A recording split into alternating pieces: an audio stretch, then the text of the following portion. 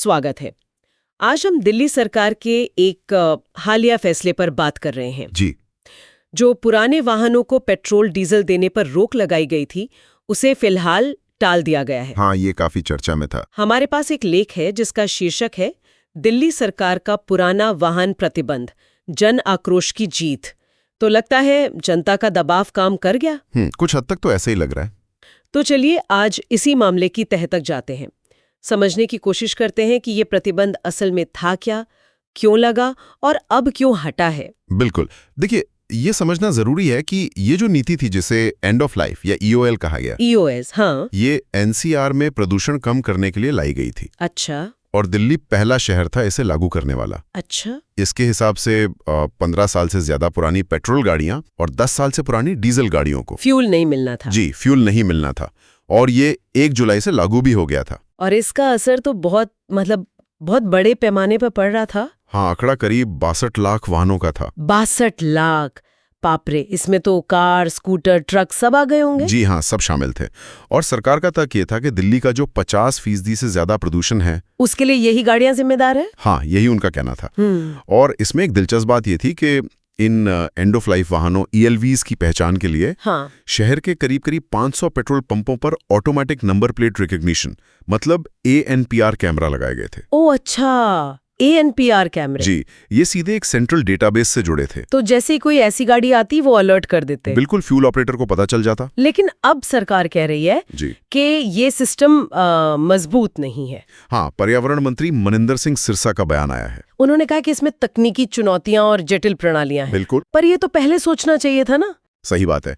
और एक बड़ी दिक्कत जो सामने आई वो ये थी कि ये कैमरे अप्रैल 2019 के बाद वाली जो हाई सिक्योरिटी रजिस्ट्रेशन प्लेट्स हैं, HSRP प्लेट, जी HSRP, उनको ठीक से पढ़ नहीं पा रहे थे। अरे तो फिर तो मतलब सिस्टम का एक बड़ा हिस्सा ही काम नहीं कर रहा था। बिल्कुल, तकनीकी खामियां थीं, सेंसर ठीक से काम नहीं कर रहे थे, ऐसी कई चीजें गिनाई गईं। और फिर लोगों का गुस्सा भी तो था। हाँ, वो तो था ही। कई लोगों ने कहा कि भाई हमारी गाड़ी पुरानी जरूर है पर हमने उसे अच्छे से रखा है, उसका PUC सर्टिफिकेट भी है, प्रदूषण वाला सर्टिफिकेट। हाँ, तो जब वो प्रदूषण मानकों पर खरी उतर रही है तो उसे क्यों रोका जा रहा है? बिल्कुल सही सवाल उठाया लोगों ने। सोशल मीडिया पर भी काफी उदाहरण दिखे।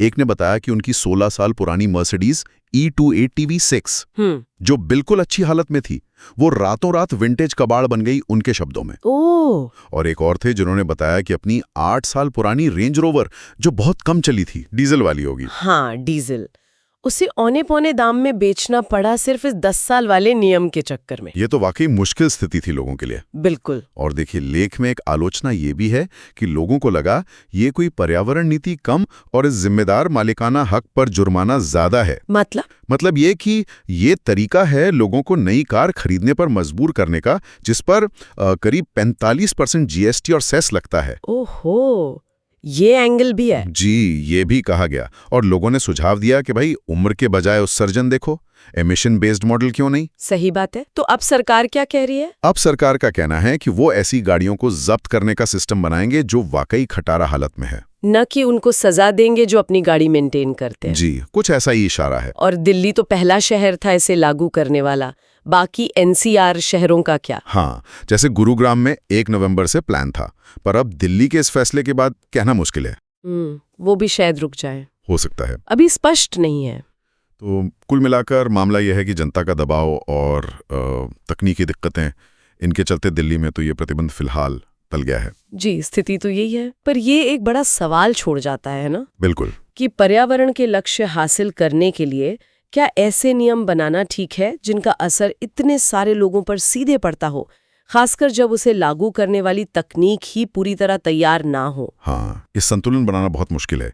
और ये भी सोचने वाली बात है कि क्या व्यक्तिगत गाड़ियों पर इस तरह की रोक लगाना ही सबसे अच्छा तरीका है प्रदूषण रोकने का, या फिर पब्लिक ट्रांसपोर्ट बेहतर करना, उत्सर्जन के मानक सख्त करना, उन पर ज्यादा ध्यान देना चाहिए। जी, क्या वो ज्यादा प्रभावी और शायद कम विवादास्पद तरीके हो सकते हैं? ये सवाल अब और ज्यादा अहम हो गया है।